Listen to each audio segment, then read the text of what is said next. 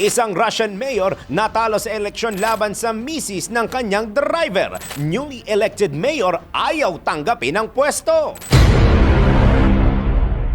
Isang babae sa Russia ang naungusan ang kanyang kalaban sa mayoral election.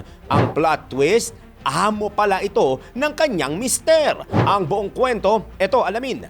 Kung dito sa Pilipinas ay ang taong bayan ang may laya na pumili kung sino ang gusto nilang iboto sa eleksyon, sa syudad naman ng Berezovsky sa Russia, mayroong mga deputy, kadalasan ay mga nasa pwesto na siyang mamimili kung sino ang mga kandidato na mauupo. Ngayong taon, 2 tao lamang ang nasa pagpipilian.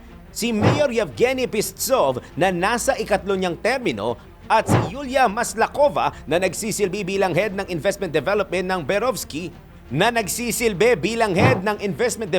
Berezovsky at siya ring misis ng driver ni Mayor Pistsov. Inilabas ng local media ang naging resulta ng botohan at lumabas na kung sino pa ang hindi inaasahang manalo ay siya pa ang nakakuha ng 17 boto mula sa 23 deputies. Natalo ni Maslakova si Pistsov na nakakuha lamang ng 6 na boto. Uurong pa sana sa eleksyon si Maslakova ngunit hindi na ito pinahintulutan dahil siya na ang nahalal na bagong mayor.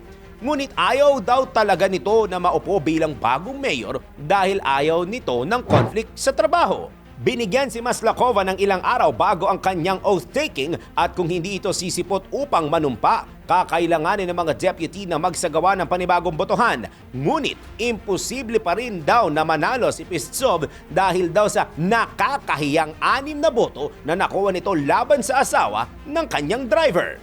Ikaw, pipiliin mo bang umupo sa pwesto kung ikaw ang nasa sitwasyon ng bagong mayor? DWIZ Research Report. Report. Thanks for watching. Ito po ang Aliw Broadcasting Corporation stations DWIZ 882, DWIZ News FM Regional, Home Radio 97.9, DWIZ News TV at Aliw Channel 23 nationwide. Kami po'y nagbabalita ng tama, naglilingkod ng tama. Like, subscribe, and follow.